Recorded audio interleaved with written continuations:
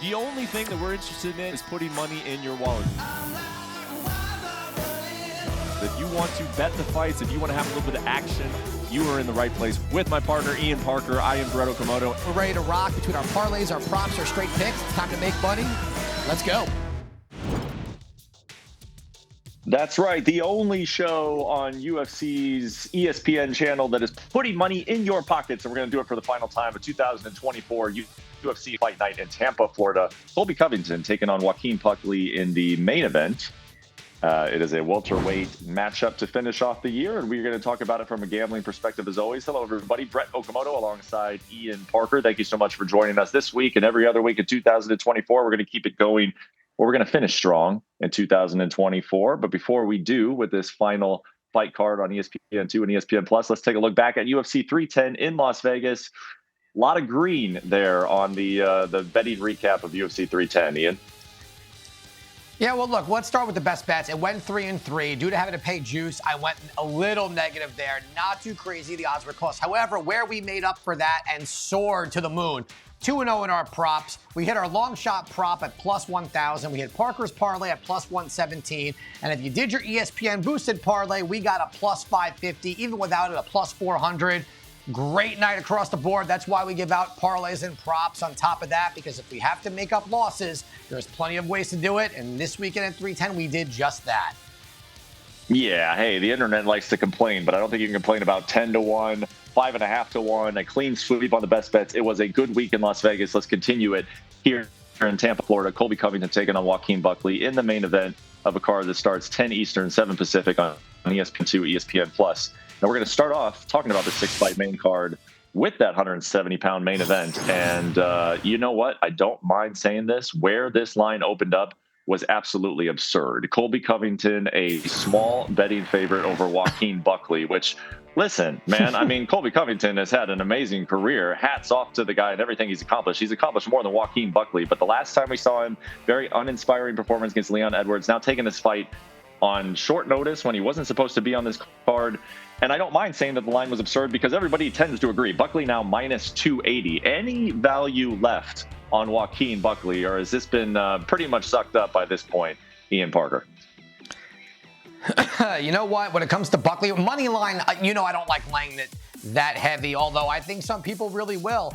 I like to find different ways to bet fights when the numbers are this high. But for me, this is a great fight for Joaquin Buckley. I don't think that Colby Covington is going to be able to Colby Covington his way and just out-wrestle someone with the athletic ability, with the takedown defense of Buckley for 5 rounds, especially when, and this is no disrespect to Colby Covington, but his striking is just not anything to be threatening. So when you don't have to worry about the power, you don't have to worry about striking, and you could expect takedowns, much easier to defend. Buckley's got good lateral movement, great power, good striking. He's fought other grapplers before. And Buckley has just looked so good ever since dropping to welterweight. For me, Brett, we're going to bet this one a little bit differently. Originally, I wanted Buckley in over 1.5, but even that number, it was minus 200. I think Buckley does get it done, but not till rounds 4 or 5. So let's go with Joaquin Buckley to win and over 2.5 rounds. Colby Covington is very durable. He's going to try to clinch. So I think the clock is going to really get drained here. But over time, you can only take so many of those punches from Buckley before you go to sleep.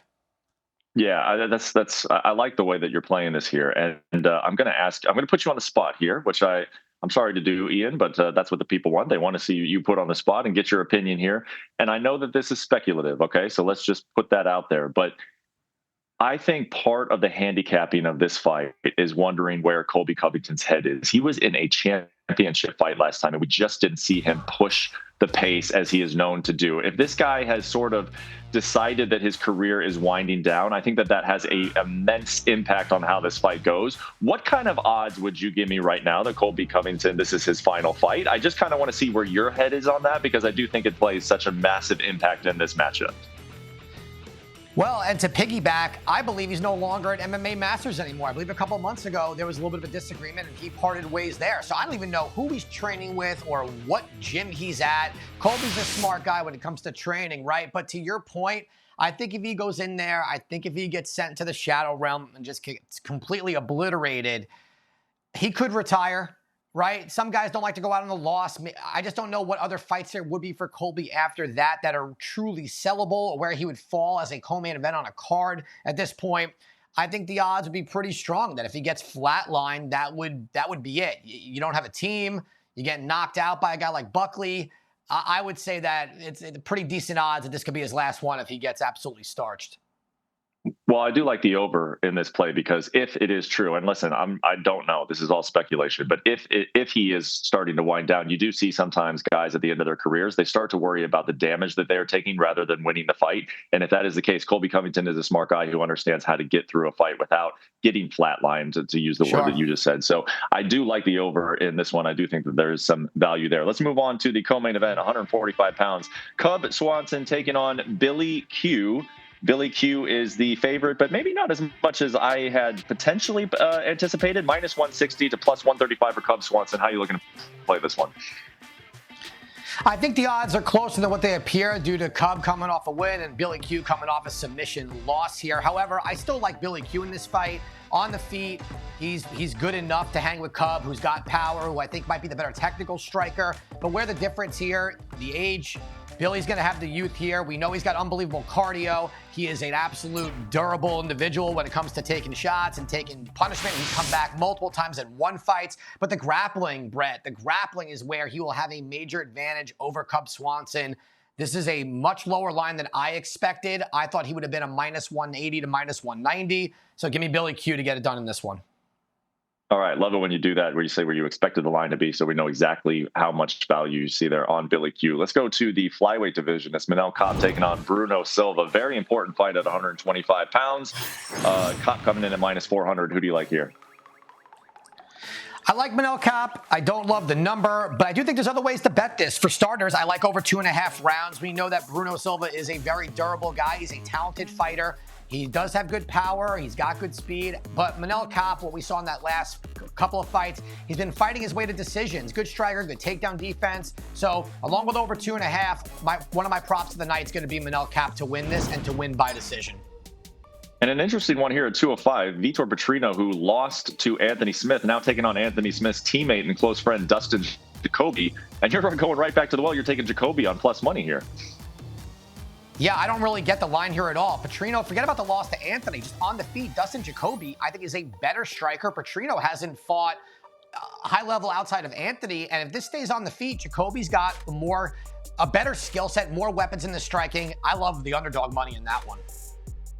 All right, and then two bantamweights who have shown a lot of potential over the course of their careers. Adrian Yanez taking on Daniel Marcos, who is a minus 225 favorite here. What do you got in the bantamweight fight?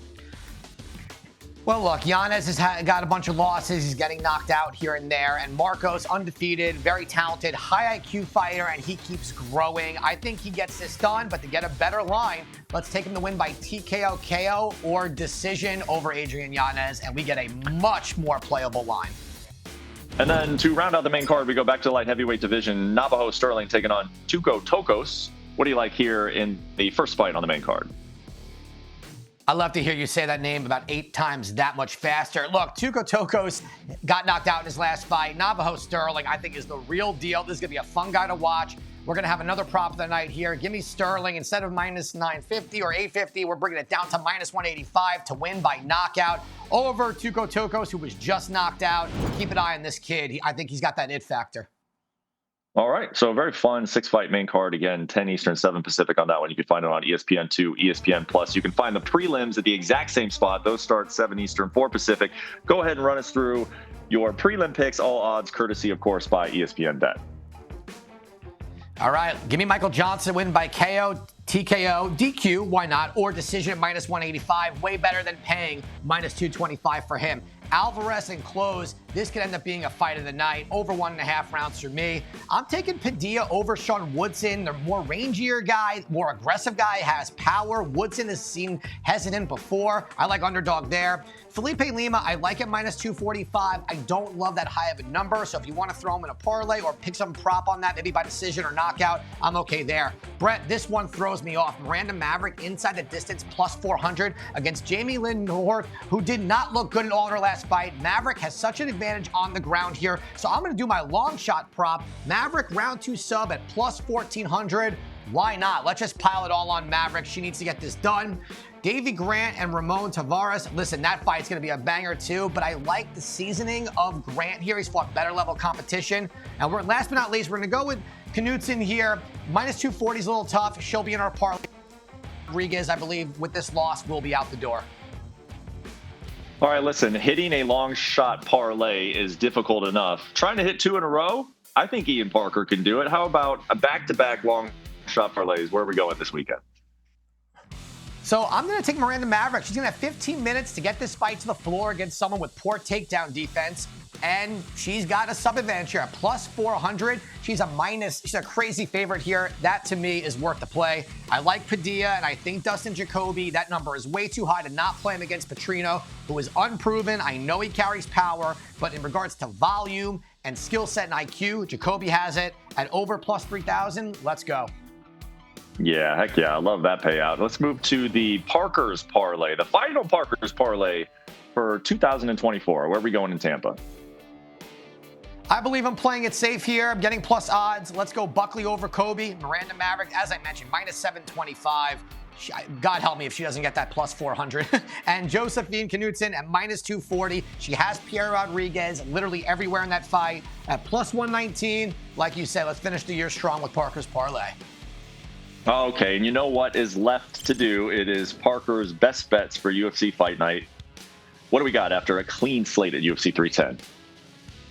Brett, I'm motivated this week. I really want to end the year strong. I want to hit all of our props, our parlays, our best bets. Give me Buckley to win in over 2.5 rounds. Only minus 102. Love that. Billy Q, minus 160 over Cub Swanson. Manel K, Bruno Silva, over 2.5 rounds. That line has jumped to minus 210. So if you want to take it to go the distance and get it below that, I love that idea. Marcos, KO, TKO decision. Michael Johnson, the same way to go. And last but not least, an absolute banger. Alvarez closed at over 1.5. And that will round out our best bets for 2024.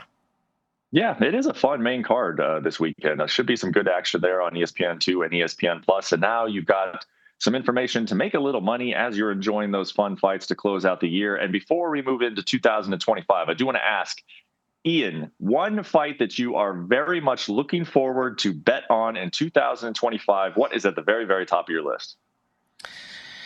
Well, there hasn't been a lot of fights that have been announced that have odds that have come out, right? But for me, based on what I just saw with Shavkat and Ian Gary, I like Bilal at plus 140 as it sits right now. If Shavkat couldn't wrestle Ian Gary, and Ian Gary was almost able to sub out Shavkat, I think Bilal's pressure and wrestling is something that people really need to take seriously. It doesn't mean Shavkat's still not the boogeyman. He very well could be. I'm hearing rumors that he tore his ACL or MCL and he fought with that. Who knows? Nothing's been confirmed. But if Bilal goes out there and fights the way that he fought Leon Edwards, he's a very difficult guy to beat. And getting him an underdog money right now, say less. I'm in. Yeah, I mean, just generally speaking, Bilal Muhammad has been a great guy to bet on because he is so consistent. He wins, and he is just understated, man. Even as a champion, it just doesn't seem like he gets his due. So not surprised that Bilal Muhammad, we might have a little bit of action on him here on this show. If I could pick one fight to bet on in 2025, it's John Jones versus Tom Aspinall, just because that means we are seeing it. And for God's sake, dude, we didn't get John Jones, Francis Ngannou. The sport as a whole needs at heavyweight John Jones versus Tom Aspinall. So hopefully we will not only see that fight in 2025, we will be betting on it right here on this show, UFC Best Bets. Thank you so much for watching us all year long. Hopefully we made you smarter, we made you richer, and we're going to do so one more time this year before we look ahead to 2025. We will see you then. Take care.